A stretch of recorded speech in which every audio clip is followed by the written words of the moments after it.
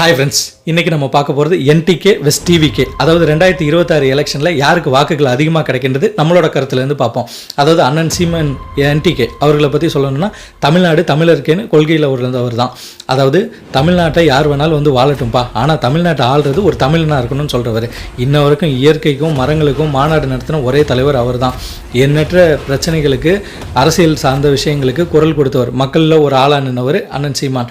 அதுக்கப்புறம் ஒரு படி மேலே போய் பார்த்தீங்கன்னா முன்னோர்களோட வரலாறுகளை மிக தெளிவாக மக்கள்களுக்கு எடுத்து சொன்னவர். அதுக்கப்புறம் ஜாதிய ரீதியாக என்ன பிரச்சனை வந்தாலும் சரி, இல்லை ஜாதியில் எதுவும் குளறுபடி வந்தாலும் சரி, அதில் என்ன பிரச்சனையை சந்தித்தாலும் சரின்னு டைரெக்டாக வந்து அட்டாக் பண்ணுறாருங்க. ஆமாங்க, அவர் மனசில் என்ன இருக்கோ ஓப்பனாக இருக்கிறத, இதான் கருத்து, இதான் அரசியல் வரலாறு, இதான் ஜாதியோட வரலாறுன்னு தெளிவாக பேசிட்டு போயிடுவார். இதனால் அவர் சந்தித்த விளைவுகள் ஏராளமாக இருக்குது.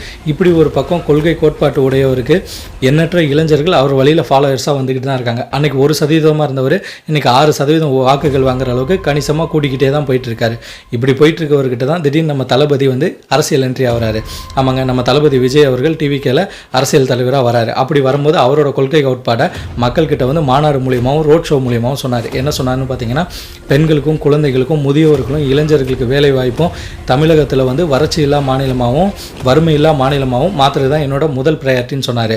அண்ணன் சீமான் இதுக்கு என்ன கருத்து தெரிவிக்கிறாருன்னா, ஏன்பா நான் வந்து காலங்காலமாக வருஷமாக பேசிக்கிட்டு இருக்கேன், கத்தி தொண்டை தண்ணிக்கலையே, கல்வி மருத்துவம் இயற்கை இது எல்லாம் மனிதர்களுக்கு இலவசமாக கிடைக்கணும், மனிதனோட வாழ்வாதாரத்தை காப்பாற்றணும், நீ என்னப்பா வந்து ஷார்ட்டாக பேசிகிட்டு இருக்கேன்ட்டு இன்ன வரைக்கும் அவங்களுக்குள்ள ஒரு முரண்கள் ஓடிட்டுருக்கு. நீங்களே சோஷியல் மீடியாவில் பார்த்துருப்பீங்க.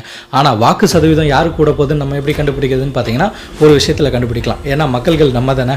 அதாவது நம்ம எப்போவுமே வந்து அழகுலையும் அழகு சார்ந்த விஷயங்கள்லையும் புதுசாக வர விஷயங்கள்லையும் தான் நம்மளோட நாட்டம் அதிகமாக இருக்கும்.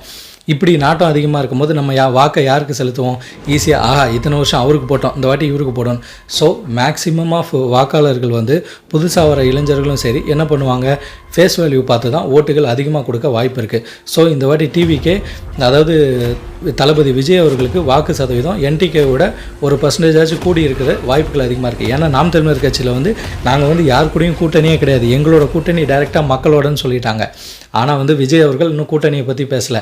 நம்ம பொறுத்திருந்து தான் இன்னும் தெளிவாக பேச வேணும்.